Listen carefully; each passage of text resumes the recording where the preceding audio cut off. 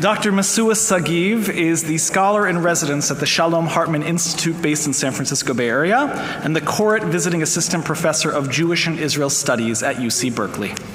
Her scholarly work focuses on the development of contemporary Judaism in Israel as a culture, religion, nationality, as well as part of Israel's identity as Jewish and democratic state. Her research explores the role of law, state actors, and civil society organizations in promoting social change across diverse issues such as shared society, religion and gender, religion and state, and Jewish peoplehood. Dr. Sagiv received the Israeli Hope in Academia Prize from former Israeli President Reuven Rivlin. She has formerly taught at the School of Law at Bar Ilan and Tel Aviv University. She was awarded the Gorny Prize for Young Scholar in Public Law, and her dissertation won the Ben Halpern Award for Best Dissertation in Israel Studies. Her book, Radical Conservatism, on the halachic feminist struggle in Israel, was published at the end of last year by Carmel Publishing House. It is our pleasure to welcome Dr. Masua Sagiv to Holy Blossom as the inaugural scholar in residence for our Elaine and Marvin Givertz annual lecture series. Thank you, Dr. Sagiv.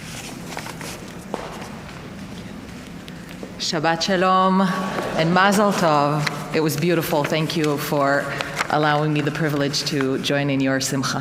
Thank you.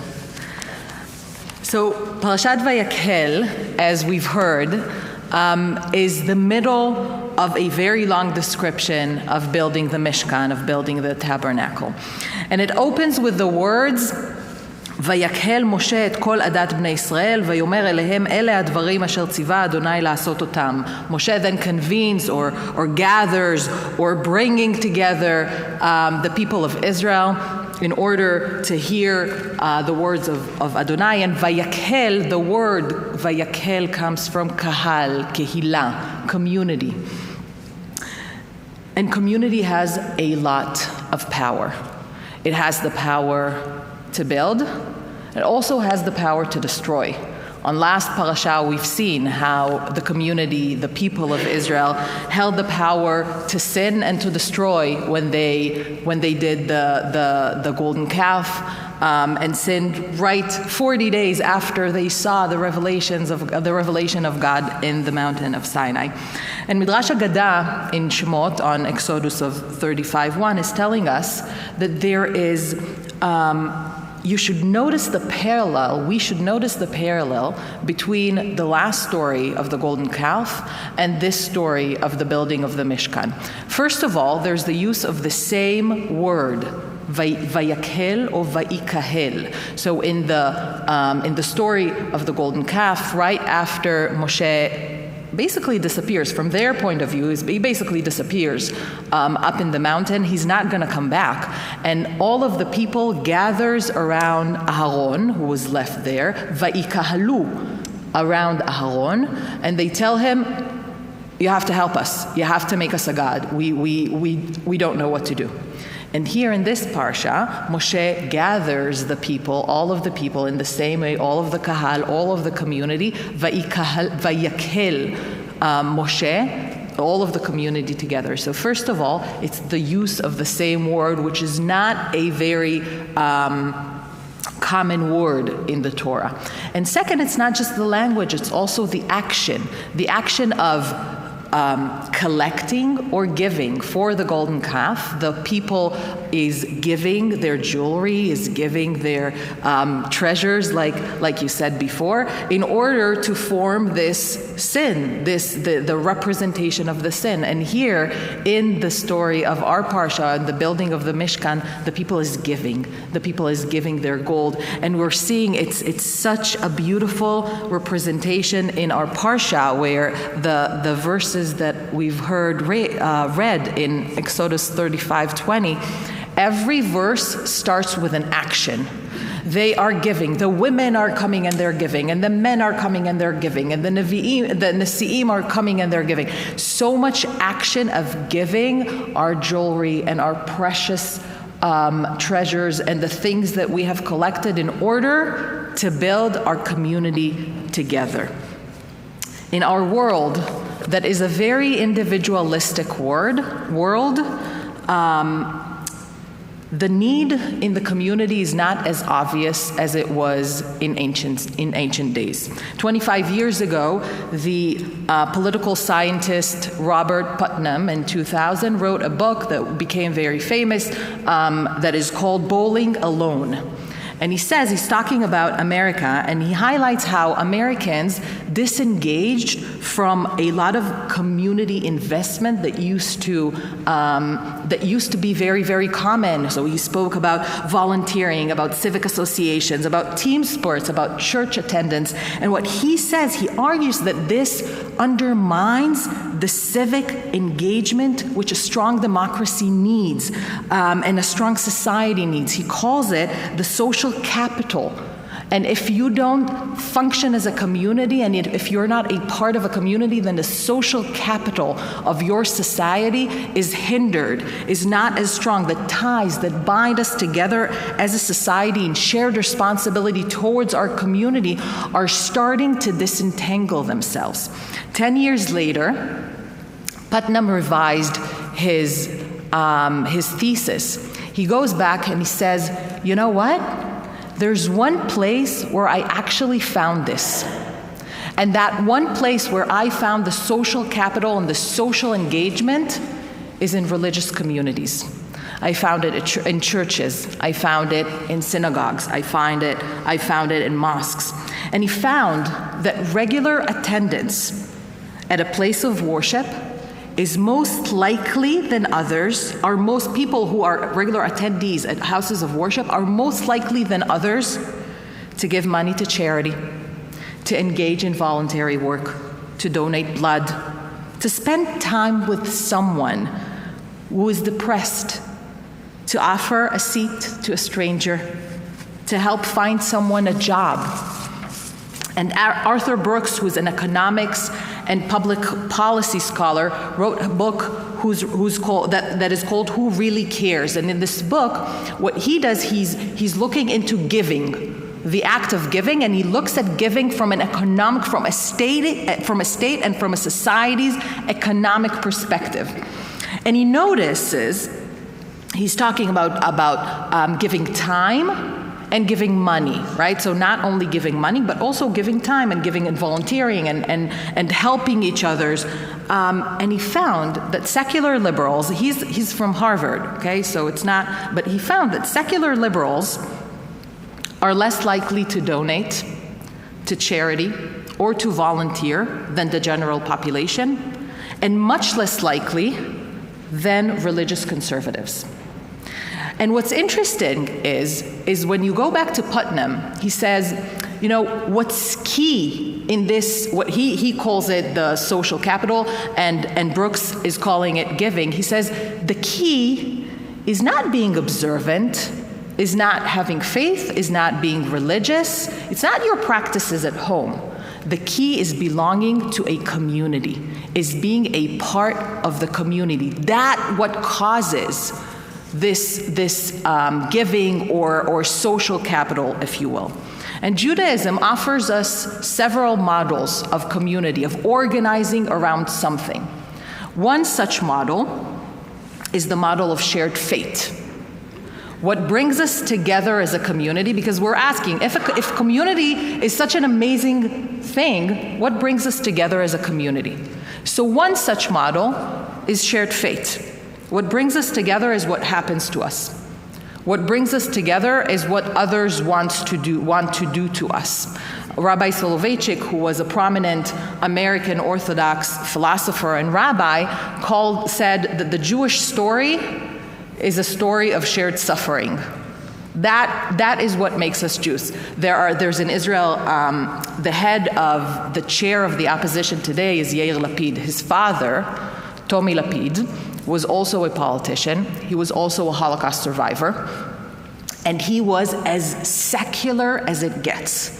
Like a secular lehachis, if you know what I mean. He's like, he would do davka being secular. He didn't want anything to do with religion. And because of that, and he was a politician that was in the head of a secular party that only wanted to fight with the more religious parties. And he gotten into a lot of arguments. He was also a very colorful, he had a colorful personality. And he would go to these TV shows of politics to fight all the time. And at some point, an ultra-Orthodox yelled at him, "What makes you Jewish?"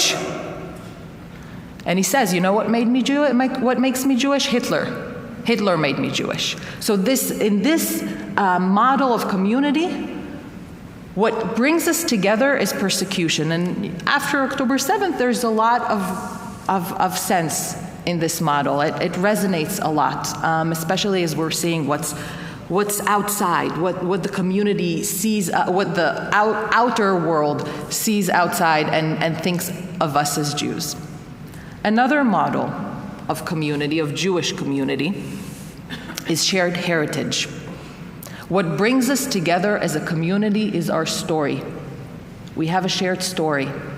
And even if it's an imagined story, it's not as broad maybe as the first one. Everyone who is considered or who are considered as Jews are in that community.